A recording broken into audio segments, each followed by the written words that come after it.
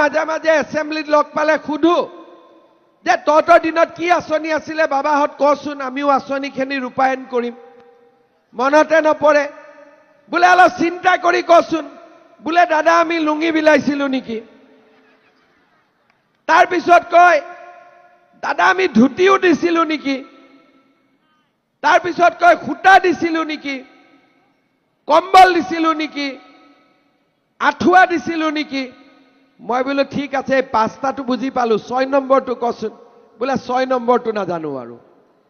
কংগ্ৰেছৰ পুৰা 15 বছৰত 5টা আঁচনি আছিলে, লুঙি, ধুতি, আঁঠুৱা, কম্বল আৰু সূতা। হয় না? নে মই মিছা কথা কৈছো? কোনোবাই কওক। আৰু সূতাও কেনেকুৱা আছিলে আমাৰ মহিলাসকলে বুজি পায়। কংগ্ৰেছৰ মিটিং, বোলে কি হল, কংগ্ৰেছৰ মিটিঙত যাব লাগে। বোলে মিটিঙত গলে কি পাম? বোলে সূতা পাবি। ভাল কথা। মহিলা আহিলে 5000, সূতা আহিলে কিমান? 200 বান্ডল। এটা কোনে পাব সূতা? এই ট্ৰাকৰ পৰা ওপৰত দলি মাৰি দিয়ে, যোনে পাই পাওক আৰু জাপ মাৰি পেলাই। হয় না নহয়? তেনেকুৱা আছিলে না নাই?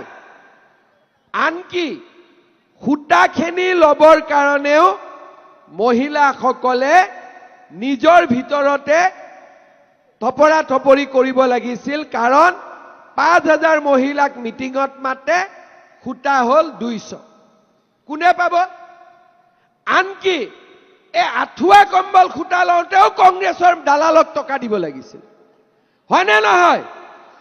মই মিছা কৈছো নেকি? কওক বাইদেউ, ঠিক কৈছো নে নাই? একদম। বাইদেৱে কি জানি দিব লগা হৈছিল সূতাৰ কাৰণে। হয় না বাইদেউ?